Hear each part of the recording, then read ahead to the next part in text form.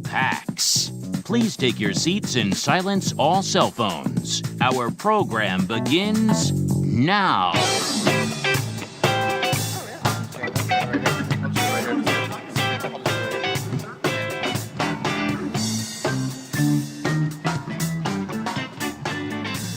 Hey, everybody. Thank you.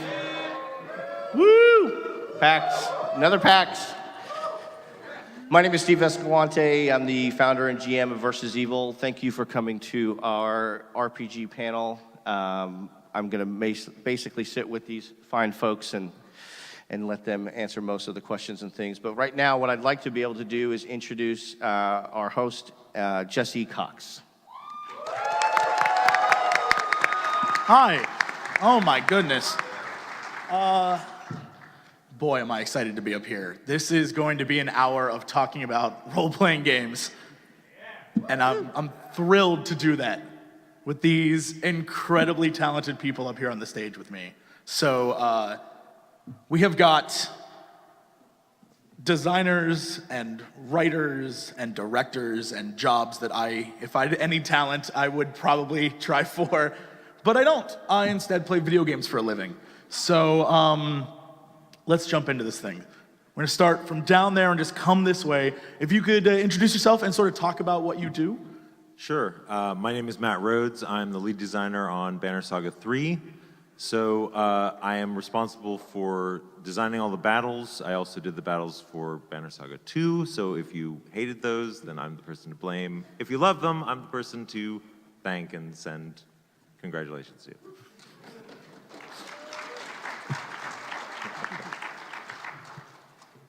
Congratulations, Matt. Thank you.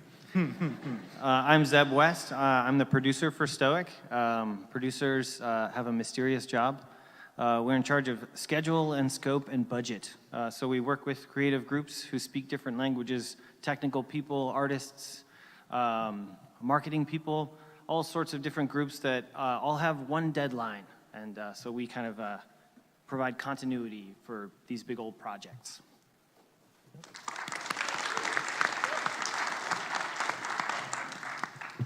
Hello, I'm Josh Sawyer. I'm the design director at Obsidian, and I'm the game director for Pillars of Eternity 2 Deadfire. I've been involved in game design for about 19 years now, and I tend to get involved in a lot of stuff. I do a little writing, a lot of system design, and project direction, which is just giving overall creative direction to the projects at our studio.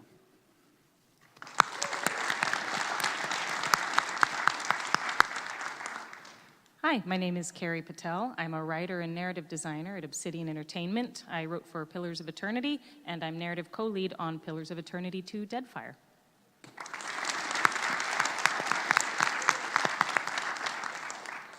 All right. Yeah, let's go. No, I'm good. You've already introduced yourself. I did. We've heard your story. Yeah. I'm a publisher. So, for those of you who are curious, when it comes to the panel title, and our lives depend on it, it's the idea that all of these amazing people up here have played and loved and experienced many RPG adventures, and it has brought them to this moment. So we're going to talk about that. We're going to talk about what role-playing games means to you, and hopefully eventually what it means to you, and where we've come and from what. So first question right off the bat here, why have RPGs appealed to so many people for so long? What is the secret sauce that makes an RPG so appealing to so many?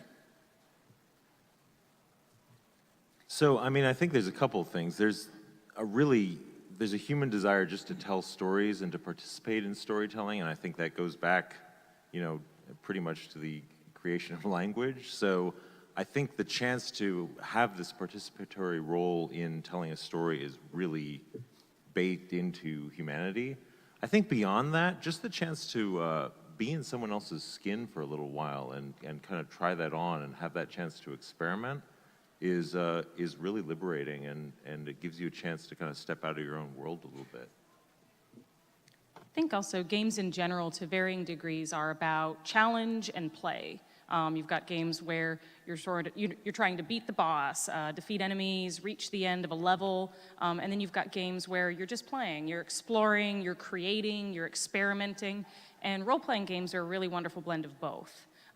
They allow players to create their own characters, to find their own paths through levels, to define their own priorities, and to decide how they want to approach and conquer their challenges. So I think for a lot of people, they're very satisfying, and then they combine these two elements that we oftentimes look for when we're picking up games of any kind, and they blend them together very well.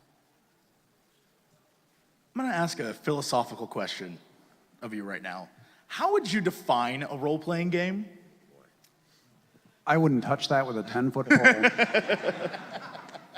10-foot poles are often found in role-playing games, by the way.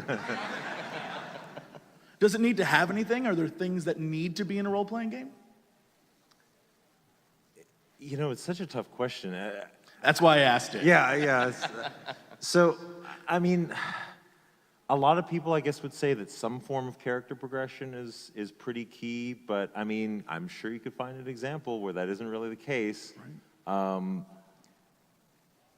Usually there's a pretty strong story element, a narrative element, and I guess somewhere in the middle there between those two is probably you'd find something that most RPGs kind of meet that very vague, hand-wavy definition.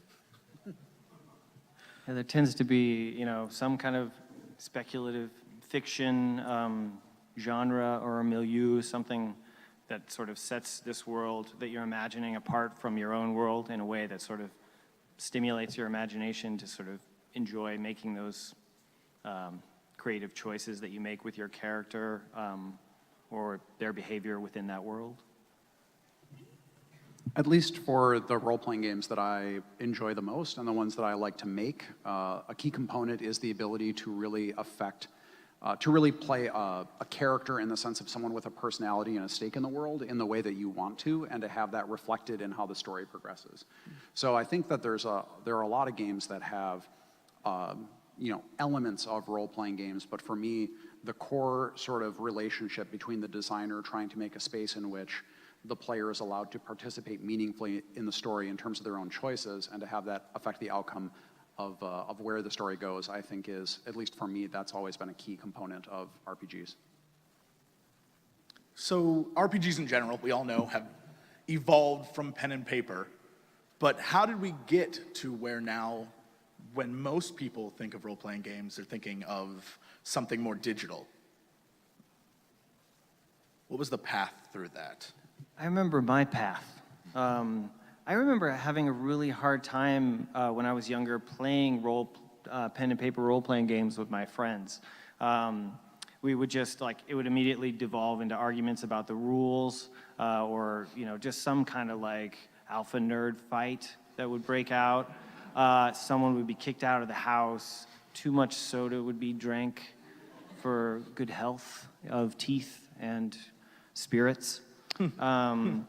And I think video games actually provided some structure to that. That was a little easier to grab onto. The rule set is there in the computer science in a lot of games and stuff like that. So I found, to me, it was a little bit of a stepping stone to video game RPGs and then back to pen and paper RPGs, where I could kind of be like, oh, okay, this isn't really fun unless we all participate in the communal event. It's up to everybody to sort of provide their imagination, which can be a vulnerable place. So that was my journey with that.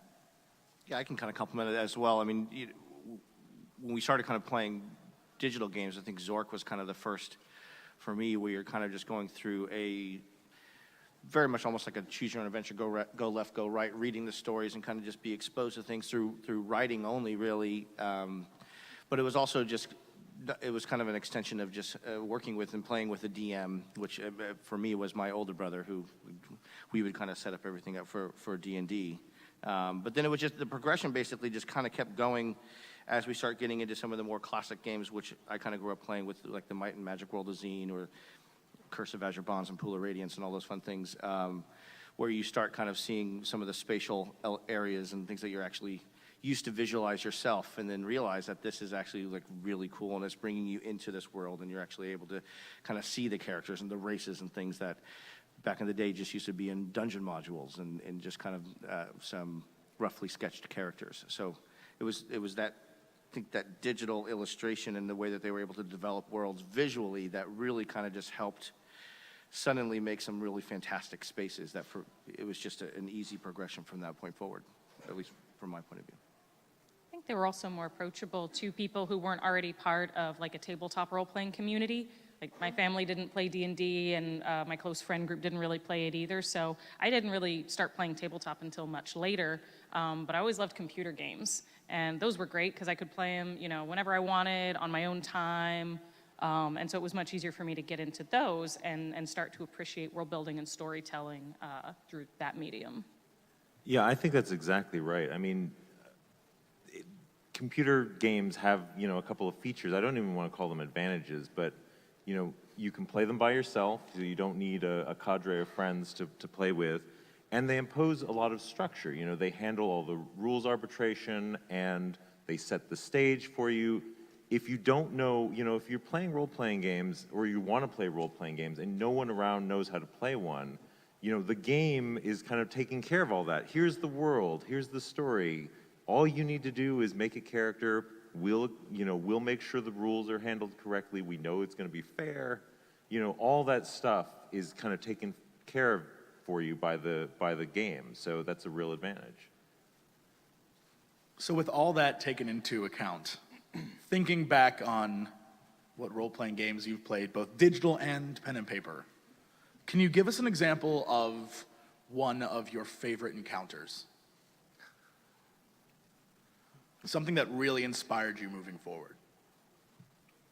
I think one of my first was Quest for Glory 4. So I grew up playing this year adventure games, King's Quest, Space Quest, Colonel's Bequest.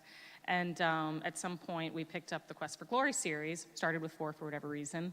And I just remember thinking like, it has the story I know, but wow, I'm creating a character. And there's, not super sophisticated combat, but it is there. I'm making choices when I talk to characters. It's not nearly as branchy as, some of the other role-playing games that we're going to talk about today. But that was my first introduction into the idea that, you can play a game and it can have story, but it can also immerse you through the combat in the game, and it can also let you decide things about your character and the story path they choose.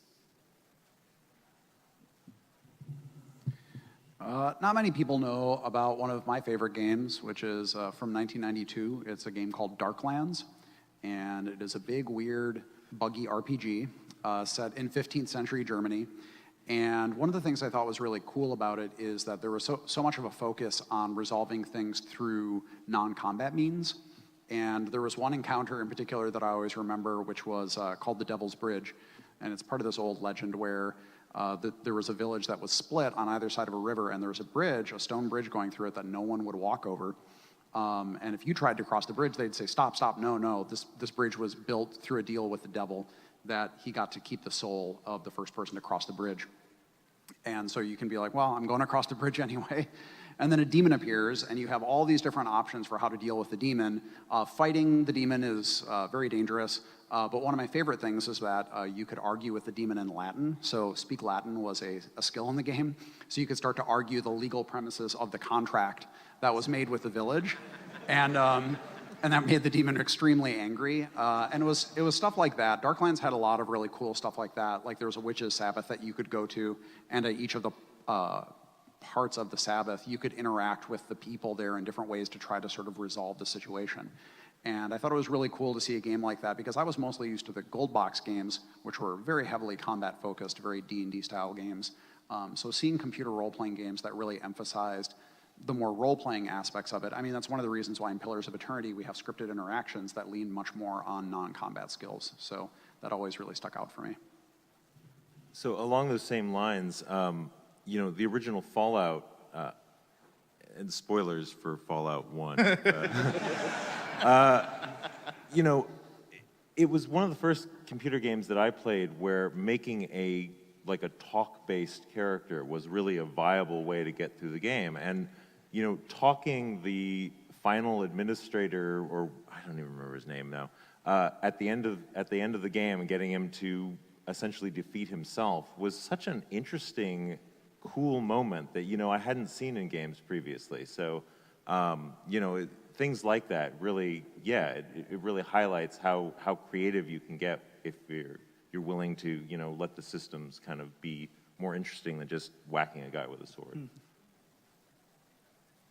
I can go in a few, but for me, I'll kind of go with actually Pool of Radiance, because it was one of the first kind of games that really also just put you in the room, and you had to really be aware spatially of where your characters were, and almost setting up what is kind of the classic, get your tanks up there and make sure your magic use and everything in the back. And it was just the classic kind of setup that we're all used to now playing with World of Warcraft or whatever. It was kind of interesting. So that it's not necessarily any specific encounter, but it was that first real time where you were really just kind of organizing your class as opposed to seeing the characters across the bar or whatever that might be. And that really started opening up actually how you would approach these battles, and that was really, really interesting to me. And of course, back in that day, we had to wait for it to come out on the Mac because the Mac graphics were so much better, and it was you'd wait 6 months before the game basically came out. But for me, that it was just the Pool of Radiance and just the general kind of system that made those encounters interesting from, let's say, previous games, and it really just paved the way for a lot more moving forward. For me, it was probably a game called King's Bounty, which I played on my Mac Plus, black and white old Mac computer. And I can totally draw a straight line between that game and the Banner Saga. It was the first game where you had like tactical combat that I encountered, where you could kind of like figure out combos with different units that you used. And it had like a narrative structure that you could follow to complete the game. And I just started discussing it with friends and be like, what units are you using? And what combos have you figured out? And stuff like that. And all that stuff just like sort of lit up my imagination. So that was like an aha moment for me. All right, we're up in the ante. Taking it to another level. List, if you will, your favorite RPG video game of all time. Oh my God. Your favorite RPG story of all time. And a memorable moment that's not an encounter from an RPG. And why are all of those Final Fantasy VI? Well done. There's only one right answer here, but please go. Oh, jeez. We can take it one at a time. Favorite RPG of all time? Pressure's on. I'm going to go with the original Fallout. I think in part because it had a really nice blend of tactical combat stuff that I really enjoyed because my background was in D&D, but it also had a very heavy emphasis on other methods of character expression. And I think it was the first game that I had played where you could complete it. Well, I completed it as kind of a goody two-shoes, and then I went online and on a forum, people were like, oh, did you get the evil ending? And I was like, what in the hell are you talking about? And I was like, should I replay the game or should I take my save game, go back to every town and kill every living thing I come across? So I did that. But no, I mean and I'm also gonna go with that for my favorite story, not necessarily because I think that it is in itself like incredibly moving or anything, but I always really loved the structure of Fallout story because it allows you a lot of freedom in how you explore the world. It has a very simple and clear objective for you that then unfolds into something else, which is something that we used in Fallout New Vegas and other games as well. So for me, I still go back to that as it has like really my ideal blend of a lot of different elements that I really cherish in CRPGs. Do you have a memorable moment that's non-combat related? Or verbal combat, as we've discovered today? I mean, for me, I think the conversation with the master is one of the big ones in there. Yeah, I'm gonna sort of be cheap and ride on your coattails there. So Fallout would definitely be in my top 5. And it is one of the, I love that it is one of the first games where I felt you could be really transgressive, which I think is one of the cool things just about games in general, but certainly about modern role-playing games, is the chance to kind of explore being a bad guy and in a very safe context. I think I don't think you were allowed to name your top 5. You have to pick. I'm not naming my top 5. I'm just Point of I'm order. just continuing the conversation here. Casually peppering Thank them you. in there. I think my favorite of all time is actually Shadowrun on the Genesis. It's probably my favorite game of all times. You know, it doesn't have a great story, but it is one of the first open world games that I ever played where I felt like I was directing what was going on. There was a story that was out there for me to discover, but I was really kind of in the driver's seat. I could just take jobs from anyone I wanted. I could just hack any system I wanted. And that sense of freedom and that sense that I was really in control of what was going on, even if it was illusory and kind of repetitive in hindsight, it was super cool at the time. So yeah, it left a real impression on me. What was your story? What story game did you love? What story touched you? Single tier story. Single tier story. I have to say that I loved the story in Mass Effect, actually going all the way through to 3.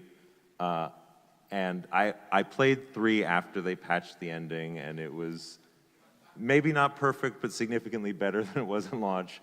I felt like the arc of Shepard's character going through that story was super compelling and Point of order. and really well. Which Shepherd?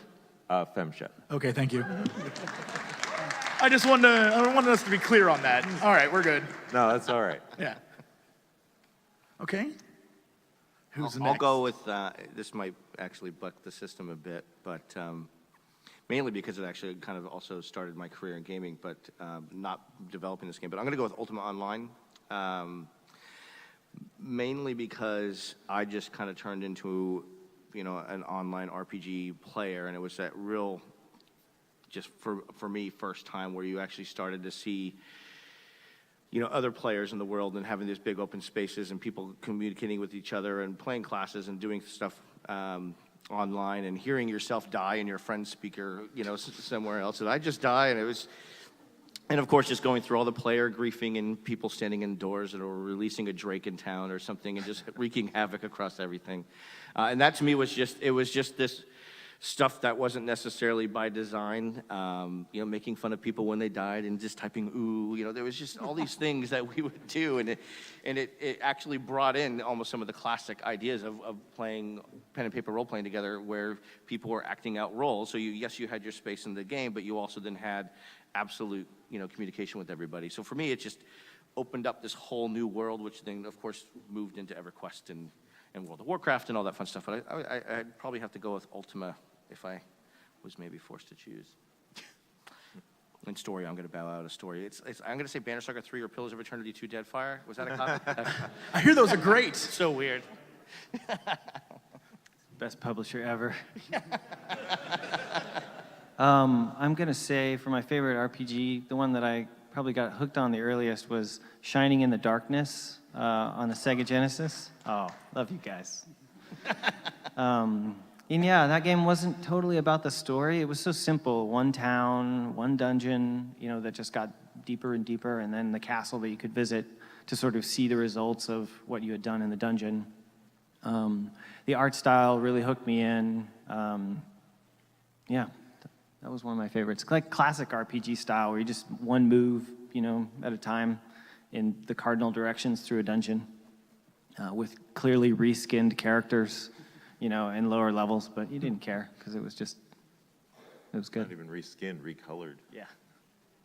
And for story, I always love to tag Shadow of the Colossus for story because the story is delivered like not really in the traditional way, and it leaves through dialogue, through cutscenes, through a lot of reading.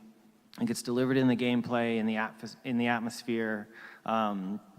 And it leaves a lot of space for your own imagination to be like, what is this character and what afflicts him, and why is what I do to these colossi affecting my main character in this way that I don't quite understand. And you have so much time to contemplate the story and sort of piece it together in your own imagination. And I like storytelling that leaves a lot of space like that. And I'll say, with the caveat that I would probably have different answers if you ask me the same questions in 30 minutes, I'll say perhaps my favorite RPG is Morrowind. I think okay, good. As some of the other folks up here said, so for me, that was the first game, the first RPG that I played where I just got the sense of this really expansive world. And it's also so weird, and I love that about it. I remember seeing some of my friends and their siblings, their older siblings, played at their house before I ever got it, like long before, and I was like, wait, you can steal something or kill someone in this town, and they remember this? Like, they'll hunt you down? You have reputation? And they're like, yeah. I'm like, so wait, there's more than one town? Yeah. I'm like, it's amazing. So I've never actually finished it. I will probably never have enough time in my life to finish it. But I just love all the possibilities there and just how big it is and how much room it gives you to play around and make whatever kind of character and experience you want. For favorite story, I was also thinking of the Mass Effect trilogy for a lot of the same reasons Matt pointed out. It's a wonderfully personal story for Shepard. It strikes a really awesome balance for an RPG in particular where your character is installed in the world in a particular way. So they have relationships, they have a role, you're filling a space, but there's also a lot of room for you as the player to define what that role means and how they're going to interact with the people around them. And I think that's really cool because it gives you stakes, it gives you something that matters, but you still have a lot of room to interpret that. And for my memorable gaming moment, I'm actually going to mention, so I went back not too long ago and started a Renegade replay of Mass Effect, Femshep. And Good choice. and so one thing to know is that I tend to play as kind of a goody-goody for a lot of reasons. It feels easier, it feels safer, and also a lot of games reward you more for that. So I'm like, yeah, I'm gonna do the good thing. But I decided, like, no, I'm gonna go back this time, and I'm gonna play a Renegade. Like, not necessarily ever, but like, I'm just gonna do that. That's gonna be my character. And it is so liberating. Like, I remember having this wonderful moment of realization partway through where I was like, wow, I'm just going around sassing people, and no one's called me a bitch. No one said I'm bossy. Like, it's clear I don't have a lot of fans in this world, but it's pretty cool. I'm gonna go hang up on the council again. And so I think that was just a really wonderful role-playing moment where I was like, you know, this is what's really fun, is just making a character. I'm not trying to make myself, I'm finding this shell to inhabit vicariously and just enjoying an experience of, you know, trying a different approach in this world. So with all these great examples of games, and in great stories and Femshep, I just like Femshep. What do you need to do as a developer, as a creator of an RPG right now to make it stand out from this thousands, really, of role-playing games that have existed in the past that are amazing? How today do you make something different and make something that stands out from the pack of the many options people have? If you figure it out, please let us know. I think you have to maybe dig a little deeper. You know, I think that finding a story that hasn't been told or hasn't been told in the way that you want to tell it, finding ways to make it as personal experience for players as possible. You know, one of the things, I'm going to name drop Banner Saga, sorry guys. One of the things that we've done in Banner Saga is we've tried to make sure that we're really not just giving the player lots of choices, but honoring those choices, you know, that we're not just saying, okay, you made that choice, it didn't really matter. You know, to keep letting players build on those choices, I think makes for a very compelling experience. And, you know, at least the feedback we've gotten is that people don't see that a lot, so it feels fresh to them. I think a lot of it boils down to good immersion, and I think you can find and build that for players in a lot of different ways. I think some of it is, like Matt said, giving the players interesting choices and responding to the choices players make. It can be reactivity in small ways to the kind of character you've built, to how you've interacted with people in the world. It's good, deep world building where you've built something that's unique and that stands out and that also has some sense of internal coherence. It's writing and delivering awesome characters that feel meaningful. Whether they're companions or side quest NPCs or whatever. I think at the end of the day, a lot of players are looking for immersion, and the kind of RPG you're making and sort of where you're putting your focus is going to determine how you deliver that. But I think those are some of the big parts of immersion. I always try to find when working on story elements and when developing the sort of factions and people of a world. I have a background in history, so a lot of times I look and try to make the world feel really grounded. I think with fantasy and sci-fi, there are so many fantastic and wonderful elements that are not like our world, but I think something that can help players feel more invested in the world is when you make the world feel grounded and you make the sort of struggles that people are going through feel like something that you may have seen before, because it will probably feel more genuine. And for me, because so much of what I try to focus on is engaging the player's sense of character, meaning the personality of the character and their sort of moral and ethical compass, I try to find story elements that will really engage the player in that way, that will make them think, like, do I really want to do this or do I want to do that instead? I think that a very simple sort of good-evil dichotomy is not necessarily that compelling. There are certainly lots of great stories that use good and evil, but I think when you make those choices that the player makes something that is not easy, where there's always going to be some sacrifice that's involved in it, I think the players feel the pressure from that, and they feel a lot more satisfied with sort of the characters that they've made because they're able to express it in that way, and that gets them a lot more into the story and into the game that you've made. And they feel more real, too. Those Yes. choices feel more genuine, too. Yeah, because I think if you find during those moments, I mean, we look at a lot of games, we get submitted a lot of games, a lot more RPGs than others, and a lot of times we kind of ask ourselves, like, do we care kind of what happened?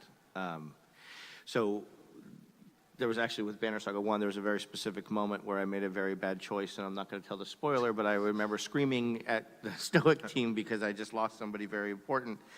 And they're like, well, yeah, you made a decision, right? I'm like, yes, but that was hours ago. And it just shocked my system. But it's those types of things when we're looking at games, whether it's an art style or a setting or those types of things, which I think many teams have proven that you can really have a mixed bag with that and be successful. And so it really kind of boils down to, do I care about what happens? Like, did we play this game or am I just kind of button mashing and going through and it's not really kind of delivering that experience of, I might lose someone, I might make a bad decision, or the choices that I made didn't necessarily affect anything. So we look at it like, are those going to create the memorable moments that when people walk away, whether it's for a 5-hour experience or 100-hour experience or whatever it might be, that you actually just walk away and have stories, because it's again about almost being able to deliver something where you want to go tell someone what happened. Like, you're playing this game and I'm going to have a geek out moment and my wife would look at me with cross eyes like, why are you telling me? I don't really care. But I'm just still telling her because it's just these awesome, awesome moments. So we look at that even when we're trying to sign a game from a publishing point of view, is when you're talking to a designer and obviously you see on paper where they want to go, but did they deliver it even in this vertical slice of that moment of, do I care? Do I care about this character? Do I care if I die? Do I care about the choices that I make? And I think that kind of helps really set up whether it's going to be a good RPG today.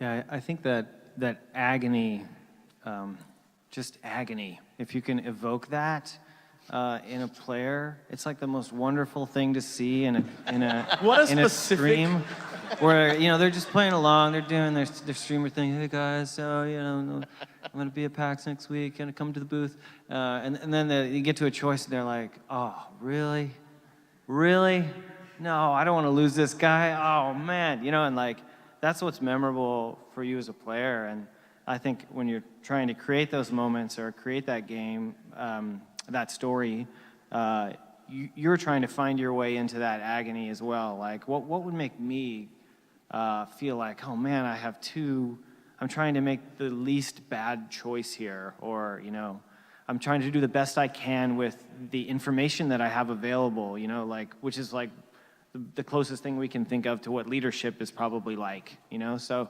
that, in that sense, we're role-playing as well, in hopes of creating the moment that the player will later role-play and enjoy role-playing or agonize over. I was just going to say, you sound like you played a Renegade Shepherd, too. I'm actually curious, can I go off script a little bit? Do you guys think that any of the modern stuff, whether Stranger Things or Game of Thrones or any of those things, those more televised experiences are influencing how you're designing games moving forward with RPGs? Because they certainly have the shock factor. They certainly have these greater story elements. Not everyone, I mean, everyone got introduced to Game of Thrones more in the cinema than they did necessarily in the books, unlike myself. So I'm just curious. I don't know. Is that affecting how you develop games in the RPG perspective? Because now mass audiences are being shown story in a much different way. Whether it's Breaking Bad even, I mean, the shock factor is, the ante's high. I mean, I think there's an understanding that's more widespread that you can have important characters and kill them, and that's okay, and that's something that people can kind of deal with. So I think in that regard, maybe not happily, but deal with, they'll get over it.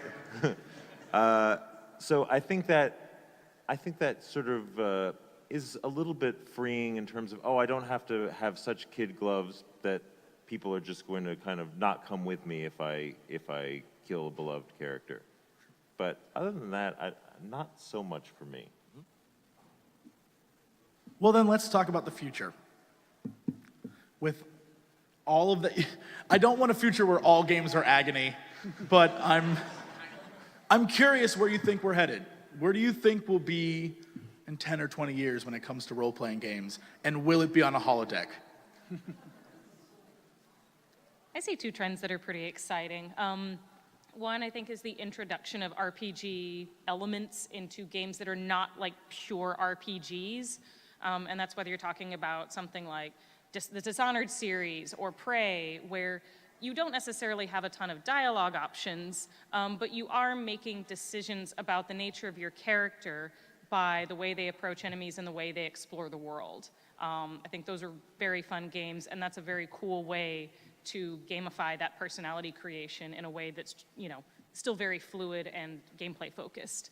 You know, and even something like Wolfenstein or Soma, where you can make a few key decisions at very specific points and those decisions do affect the outcome of the story and kind of the direction of play, even if, you know, you're not making decisions throughout. The second thing is, I think it's really exciting to see couch co-op and the multiplayer, you know, options kind of come back into computer RPGs. So, you know, something like Divinity Original Sin 2 and Divinity Original Sin before that. You know, a lot of the folks here who started by playing tabletop started playing role-playing games in community. And so it's, you know, pretty exciting to see that, you know, you can still have a very large, rich world with a very rich and detailed story and have that be something that you can play with your friend or your spouse or, you know, whoever it may be. So I'm excited to see, you know, what other games, you know, find ways to bring in cooperative and especially local multiplayer. One of the things that I really like about, well, it's a blessing and a curse in some ways. Someone said that half of the Steam library that exists right now came into existence since 2016. So it's, there's an incredible number of games being made today, and there's a lot of small studios that are able to make really very awesome games. And one of the things that I feel has kind of held back RPGs in a way is RPG fans tend to be a little on the conservative side when it comes to settings and mechanics. And obviously I'm guilty of perpetuating that. But all you have to do is go down, for example, to like the tabletop area downstairs and take a look at the wide variety of tabletop RPG settings. There's incredible stuff. I mean, there's games like Fiasco where you're essentially playing out a Coen Brothers movie. There's an amazing array of settings and mechanics that I think tabletop designers are experimenting with, and I think indie developers are experimenting with as well.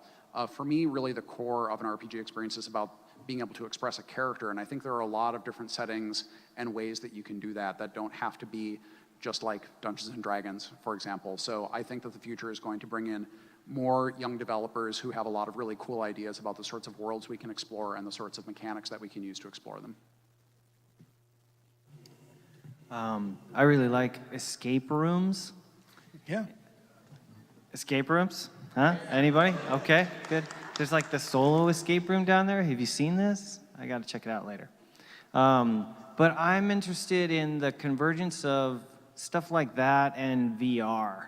I feel like VR is still kind of finding like, what am I? It's like, you know, speaking of the future, it's like, it's been from the future for 30 years, VR.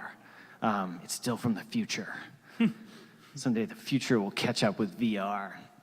But I like stuff like that where it's like it's reinvented your perspective on the game. You're now inside of it and looking out. You know, I've heard a lot about like virtual reality designers wanting to reach out to theater makers who have been doing like experiential artistic creations for a long time. You know, there's plays like in New York, there's like Sleep No More, where you go inside this hotel and the world That thing of is so cool. Yeah, super cool. You're wearing this crazy carnival mask. Sleep No More in New York. Check it out.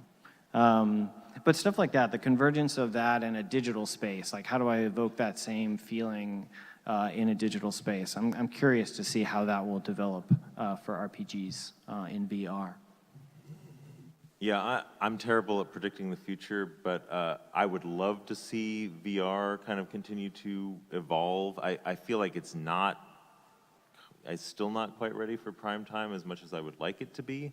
But there's no question, I mean, just the immersiveness of that experience has huge potential, which I think is why people continue to be so excited by it. The other thing I would love to see, you know, one of the things that Divinity 2 did, and I hadn't seen it for a while before that, was the idea of a GM'd experience. And I think that there's a lot of room to kind of keep refining those tools to allow people to kind of tell their own stories and create their own kind of virtual tabletop experiences. I feel like a lot of the friction there is in terms of the amount of pre-planning versus the amount of improvisation you can do. But, you know, that's just a design problem that needs to be solved. And I feel like it probably won't be me, but someone out there should definitely solve that and kind of get it to people, because it's such a compelling experience to play with your friends in that way, in that kind of improvisational way, that I would love to see something like that happen.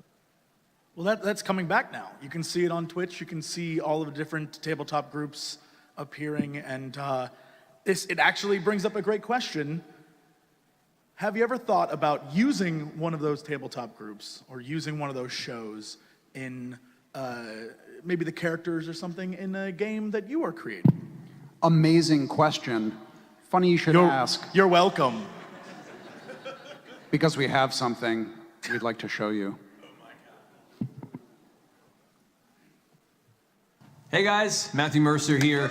Was super excited to be part of Pillars of Eternity 1 as the voices of Aloth and Adair, and even more excited to be returning as those two wonderful characters in Pillars of Eternity 2, Deadfire. Wait, we wanna be in, Yeah, because I wanted to talk to you about that, because we kind of want to work on it too. Yeah, we wanna be. You guys want to be on Pillars 2? Yeah. Did you say it's Pillars of Eternity? The sequel. Oh, they're doing it. I would love to be part of that. I'm into that. All right, Are we talking about VO stuff? I want to be in on that. Yeah. Okay, well, I don't know what's going on, but I want in. Oh, Pillars 2. Yeah, okay, yeah, why? I also have vocal experience in games with voice. Well, shit, well, let's see if Ashley's interested. Yeah, I'll text her right now. Everyone text her. She's real busy. I'm going to go ahead and call my friends at Obsidian and see what they think about this. I'm definitely texting her. Hey, guys. Hey, yeah, Matt here. Crazy idea.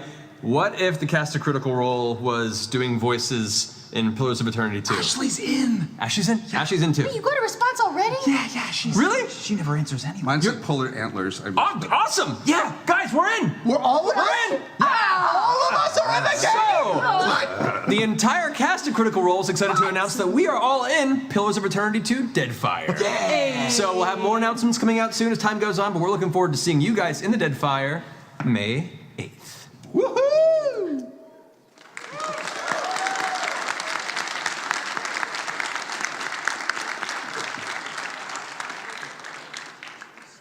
All right, I think we have just a little bit of time to open it up to questions from you. So if you want to jump in front of one of those microphones.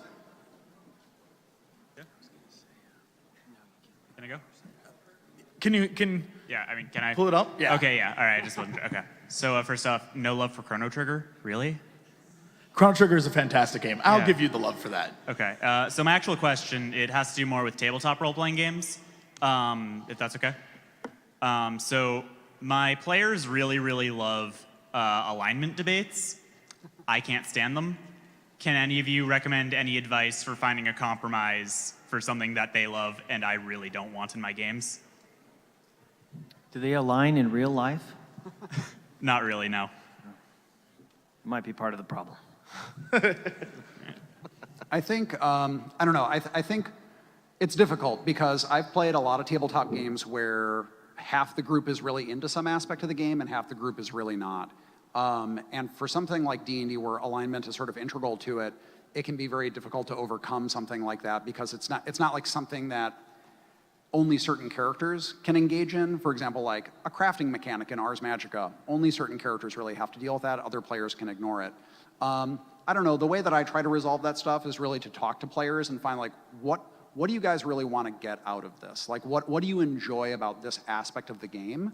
And then try to find a way to get what they want out of it without all the friction that revolves around people just some people liking it and some people not liking it.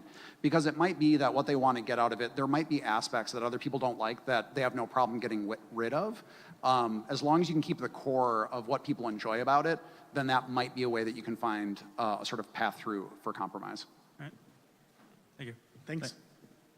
So this is another like tabletop related question, but so I DM a lot of like Cthulhu themed games, and one ongoing debate is Call of Cthulhu versus Trail of Cthulhu, with one of the main differences being in Trail of Cthulhu you don't have to make investigation rolls, you just automatically find clues if you have the skill. So what I wanted to ask you is whether you think randomness, both in like tabletop RPGs and video game RPGs, is a good thing, or whether you think that it is like a bad thing and you should avoid it. It's neither of those. It's a tool in the toolbox, and you need to use it when it's appropriate and not use it when it isn't. So if you have something that's critical to the story, and if the players can't do it, they can't continue with the story, leaving it to random chance is probably not a good idea. But, you know, there are places where it's really satisfying to have that element of luck to it, and I think that you don't want to just throw that aside as something that you can't ever use, you know? So it's really a matter of being selective, and especially when you're GMing, you know, feel free to, you know, fake die rolls if you need to make sure something happens if players are expecting those die rolls. I got a little piggyback on that. I just was reading this book about decision making, and they brought up the concept of procedural justice, which is something that people crave. To feel like when some decision was made, it was just. Everyone got their voice. You know, if you didn't get to have your say, you feel the sense of injustice, and it's procedural justice that you crave. So I think the same thing is true with randomness. If it feels like it was unjust, it might be that someone is craving justice rather than a lack of randomness, if that makes sense. I have strong opinions on this, but I'll keep it brief. I think, like you said, it's a tool. Randomness can be a tool. I think why you have games like the Gumshoe series, Bubble Gumshoe, all those sort of investigative games, is that when the core sort of conceit of the gameplay revolves around solving mysteries, randomness for getting critical clues can really not feel very good. So I think that when the focus is on investigation, I do think that that sort of Gumshoe style where the clue is found by the person with the highest skill, and really the gameplay or the the challenge for the players is to figure out the significance of the clues, I think that can be a really great focus. In a game where investigation is not really key, but it's sort of one of many elements, I think randomness can work perfectly fine. And then within a computer game environment, it really depends, is it a sort of roguelike experience you're going for? Is it something where you can save and reload? Because saving and reloading usually just leads to what is colloquially called save scumming, where people will just reload and try for random chance. So it's a tool, and it really depends on the type of game that you're making. Thank you. So one of the things that really kind of brings about, I say, brand loyalty, I guess, and interest with me in games is the world building. Like knowing why Krogans hate Solarians rather than just knowing, oh, they hate them, makes me much more invested in the story. So I've always been very fond of games that have a lot of history even before the character becomes involved. But I've never quite understood really the path to making that sort of the thing you can do. Like with a graphic designer or an animator or a 3D modeler, they can show off their amazing talents in like an amazing 5-minute demo reel, but how does a world builder show off their talents? Do they have to create a novel first? And how do you get someone to read that while some people won't even watch a 5-minute demo reel from other kind of artists? At Obsidian, anyway, world building is typically done by the writers and narrative designers, so it's not a job in and of itself. It's part of the larger job of storytelling and writing, and obviously the other design disciplines contribute to that as well. So, you know, I would say, what design discipline do you feel is most interesting to you and suits your skill set best, whether it's, you know, systems design, level design, narrative design, and, you know, build yourself a portfolio around that. And I think that will be the way to get, you know, start doing world building at a game studio. Thank you. I think another sort of important key element is that it is not enough to establish a compendium and encyclopedia of lore. It's really about how you can give that to players in a way that is easy to digest and learn. And I think writing short stories is a very good way to hone your skills for that, because some of the most talented short story writers that work in fiction are able to communicate really a lot of deep world building very efficiently. And even within the span of only a dozen pages or so, can really give you a strong sense of place and vibe that feels unique and distinctive, and that's a very special talent. I think probably everyone in this room is creative enough that we can imagine very cool worlds. The communication of that in a way that works within the medium is, I think, the really challenging thing. And so I don't know if Carrie has any more sort of ideas on that, but No, I think that's a great piece of advice. Great. Cool. Thank you very much. That was very nice. I feel like there are two types of stories that I've really enjoyed in games, and one type is kind of just the ones that you happen upon just by using the systems, kind of how you beat an enemy in Dark Souls, or what order you talk to people in a town in like an RPG like Final Fantasy, or like stuff like that. But then there's the real deliberate stories that are kind of like the actual stories like Final Fantasy Tactics or Deus Ex. Do you kind of think about the balance between those two things when you design for games, and do you like designing one more than the other, and do you feel like maybe those are more appropriate, emphasizing one or the other for certain types of games? So I think that, yeah, I like both. I mean, that's sort of the cop-out answer, I guess, but you know, it's awesome to have a really focused kind of narrative that, you know, we've designed and all this other stuff. But if there's not room for discovery and for the player to feel like he or she has agency in that and they're kind of discovering things on their own, then, you know, you run the risk that they really could be reading a book or watching a movie instead. And I think it's those discovered elements, it's those things that emerge, you know, either narratively or systemically out of the game that really kind of help make it a game, and they help kind of bind the whole experience together. Thank you. All right, one more question. Okay, so this stems from the fact that I'm going to be those dweebs that never stop bothering you for Alpha Protocol 2. So do you think that RPGs as a genre can kind of lend themselves to like an 8-hour more experimental like experience? Like, oh, maybe this is a weird genre or setting we've never seen, or a mechanic that we've never seen before?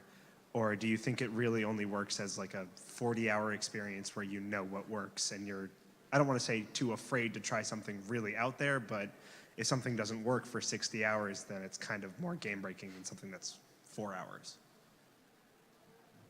I certainly think there's more room for that. I think that's another area where our fan base is they have expectations that RPGs are big. And again, I contribute to the problem. Deadfire is even bigger than Pillars 1. But I do think that there are games like Alpha Protocol that can be much more compact and succinct and really be great, very well-paced stories where you have lots of cool decisions and great reactivity to them. And I hope we do see more of them in the future. I don't think there's anything that we can't do within a shorter amount of time. A lot of it is just overcoming sort of the expectation of the audience. Yeah, I would agree with that. All right, I await the Alpha Protocol 2 Kickstarter soon. Thank you. All right, thank you. All right, well, I just want to thank you all for coming and nerding out with me for a little bit. And this was great. Thank you. And next door in the green room will be a bunch of penny arcade pins for those of you who are interested in getting those. So thank you again, and enjoy the rest of PAX. Thanks.